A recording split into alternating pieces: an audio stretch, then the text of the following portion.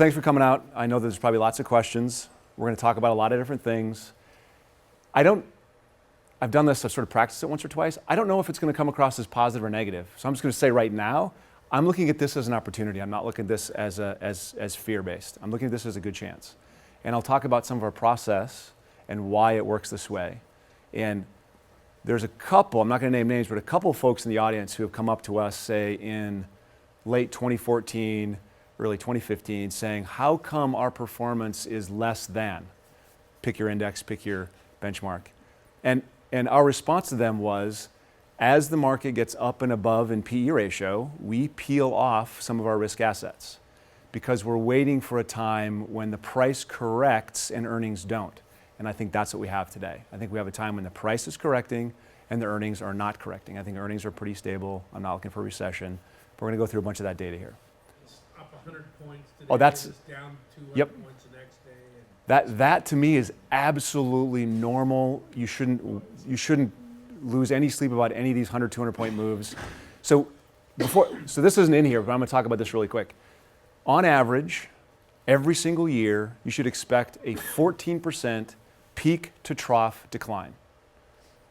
Every year, peak to trough, right? What is 14% right now on the Dow as in terms of dollars? A couple thousand points.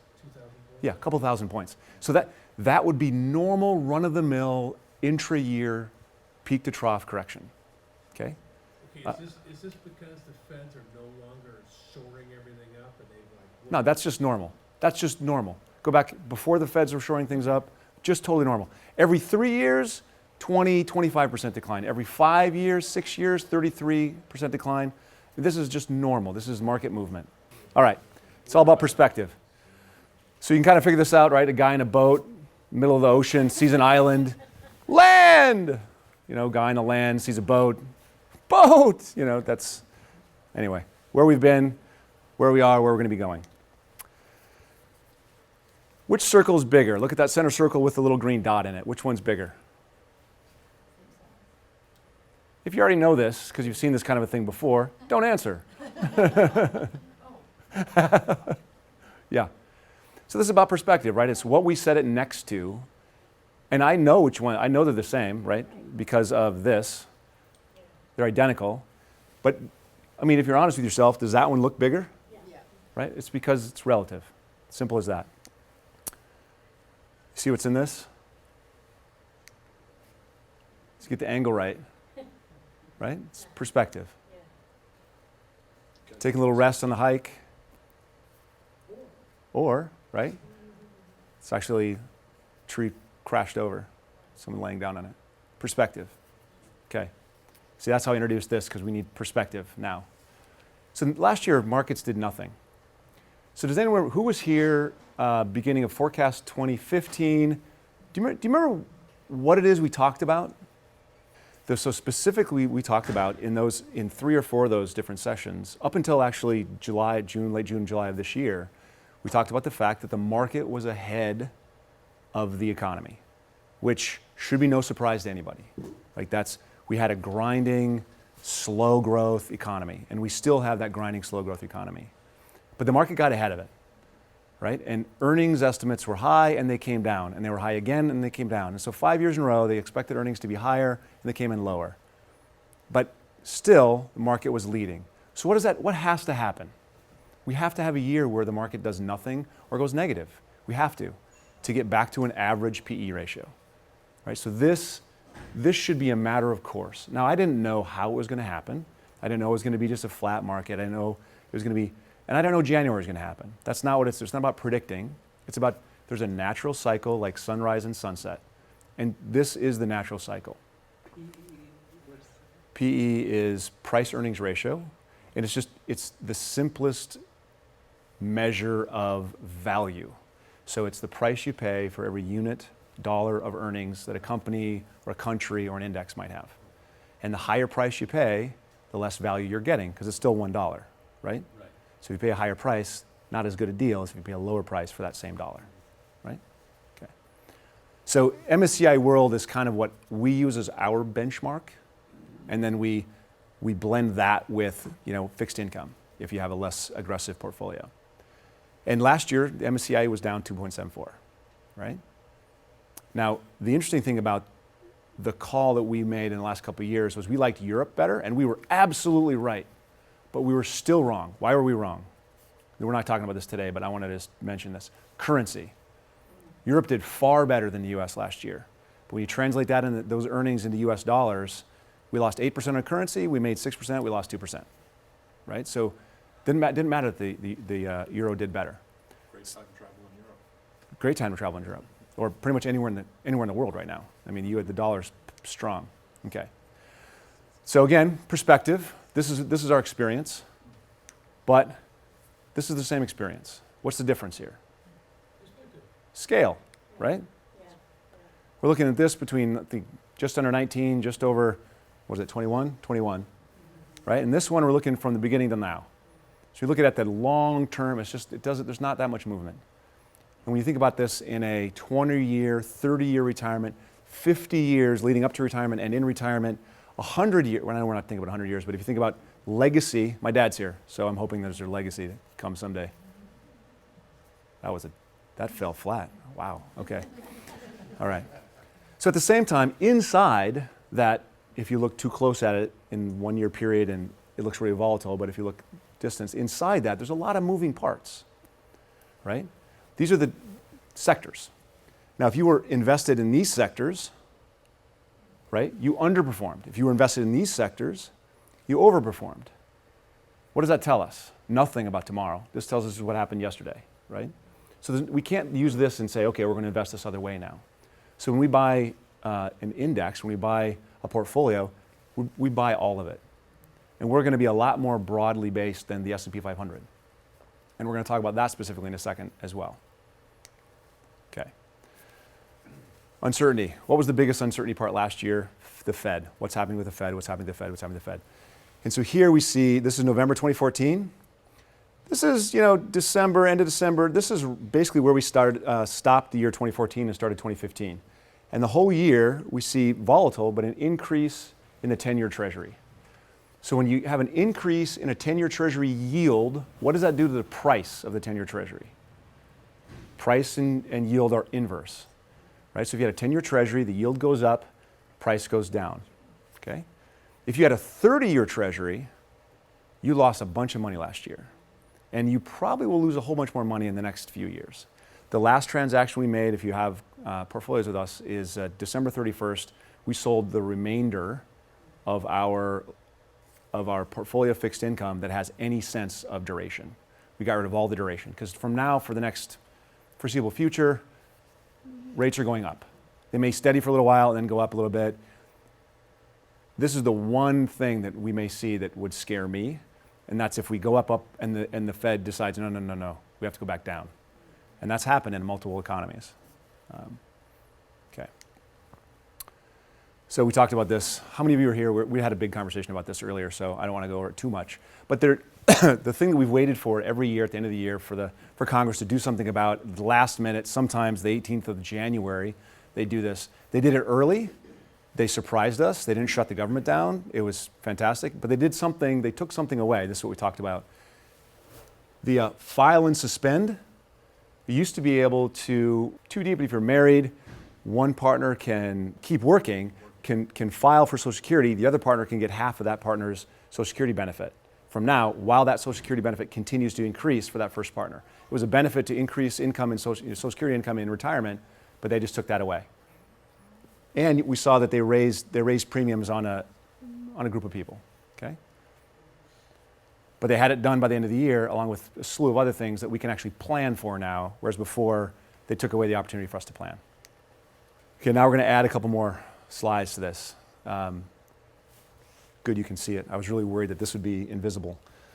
So we just add Europe. This is the Euro 50 S&P 500. So this is 50 really big companies compared to 500 companies. So it's not quite the same thing. Dow Jones would be a better one to put against this probably. Notice August. You'll see a theme, okay? So, you got that? Not so long ago, 0 was the lowest possible rate. in Europe right now, and actually at the end of the year, all the red was negative. So we've got countries, duration. So you could get a 10-year Swiss bond that you would give them $1,001, and 10 years from now, they'll give you $1,000 back. Negative interest, right? Germany, Finland, look at all these countries. Negative for some portion. So they're trying to get money out, they're trying to spur growth. Get money out of there, quit putting money on the side. We're not going to give you anything for this. Trying to get it going, trying to get inflation happening, trying to stabilize currency. The upshot of that is if you have fixed income, safe fixed income in Europe, you are guaranteed to make nothing, right? Not that in the US you made a lot, but you're guaranteed to make nothing. I mean, fixed income market is very difficult. So then we add emerging markets. We see emerging markets, emerging markets went up. They started going down earlier, but still that August timeframe. Okay, why? 3 quick things. Trade, right? So trade growth among emerging market partners, specifically focused on that second one, the commodity piece. And we'll look at this really specifically in a second, but Russia and Brazil are 2 of the largest emerging market economies. They're both oil exporters. So they are hammered. They're having a very, very difficult time, okay? For those countries that are pegged to the dollar's up in value, they have a very difficult time exporting, just like we do, right? So any country that has and many of the emerging countries do, have a currency pegged to the dollar, they're having a difficult time with their trading partners. Their trading partners who aren't pegged, their currencies are devaluing, making their goods cheaper globally, which makes it difficult for us to compete, also makes it difficult for all of those other countries to compete in emerging markets. So that's what you're seeing going on in the emerging world. Now, the result of that, so we've done the reverse of this, but the result of that is a net $540 billion of the investments outflow. This is in emerging market mutual funds and ETFs and closed-end funds. This is people fleeing the emerging markets. And you see this one, this is Ben Inker from GMO. He's actually explaining here, this is people are fleeing because it's not a 1-year problem. It's not a 2-year problem. This is half a decade of emerging markets underperforming. And so people are like throwing up their arms. We're not doing this. We're not doing this anymore. So just a little bit of history. 2008, 2009, we were out of emerging markets. 2010, we started entering emerging markets again. And we've continued to slowly build up our position in emerging markets, which means 2 things. It's continued to slide, and we've continued to rebalance into it, and then we've continued to add new money to it as it's continued to slide. And probably here in the next month, we're looking for another buy point. We're looking for another opportunity to add more money to the thing that's sliding the most. Why? We're buying it cheap. We're buying low. Now, it doesn't mean it's going to go up tomorrow. I mean, I've been doing it for 3 years in anticipation. It's still, they say buy when there's blood in the streets, and that's what it's like in the emerging markets right now. Everyone else is leaving, and the value per unit, the value of earnings, the price per unit of earnings is cheap. So that's where we go. That's what we seek out. So then we throw China in here, okay? And you can see China did this. They did like 100% increase from back here, right? 100% increase, a massive collapse, and then it kind of just dribbled along the rest of the year. So something to realize about China, we talked about this about the halftime report, is China has 2 markets. Well, they've got the A market and they've got the H market. Is that right? H? I think it's the A and the H market. So one market is the wild, wild west. It's folks with brokerage accounts day trading in China. And no joke, it's day trading on margin, leverage to the hilt in China. The other market is what our portfolio managers buy or what ETFs buy. Can one affect the other? Absolutely. There's no question about it. There can be bleed over across there. But this was not our experience. That's not the market. That's the market that you see reported on constantly.